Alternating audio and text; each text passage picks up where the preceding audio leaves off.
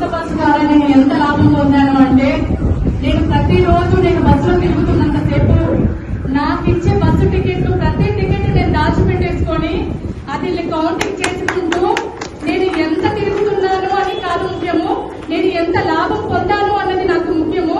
నాకు ఆర్టీసీ నాకు ఎంత ఇచ్చింది, నా కాంగ్రెస్ ప్రభుత్వం నాకు ఎంత ఇచ్చింది అనేది నాకు ముఖ్యమండి.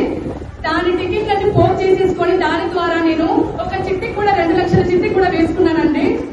సో నేను దాని మీద వచ్చే డబ్బులతో నా కూతుర్ని చదివించుకోవాలని చెప్పేసి నేను చిట్టి వేసుకున్నాను. మా రేవంత్ అన్న నాకు ఇచ్చిన ఈ అవకాశాన్ని నేను చాలా సద్వినియోగం చేసుకుంటున్నాను.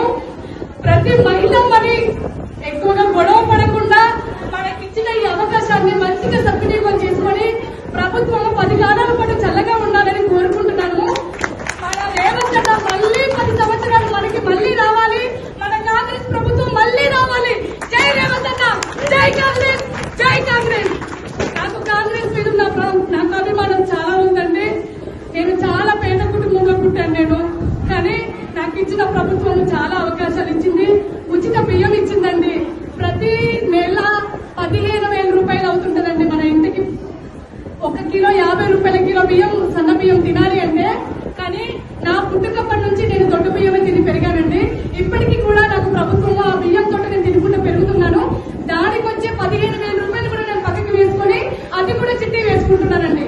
సో నాకు ఇచ్చిన ఈ అవకాశాన్ని, నాకు ఈ మాట్లాడే అవకాశం ఇచ్చిన ఈ ఆర్టీసీ ప్రభుత్వం కూడా చల్లగా ఉండాలి.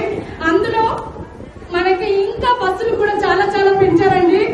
ఎలక్ట్రిక్ బస్సు పెంచారు. మన కన్ను మూసి కన్ను తెరిచే లోపల గమ్యం చేరుకుంటున్నామండి. చాలా మన డ్రైవర్ అన్న కూడా మంచి సపోర్ట్ చేస్తున్నారు.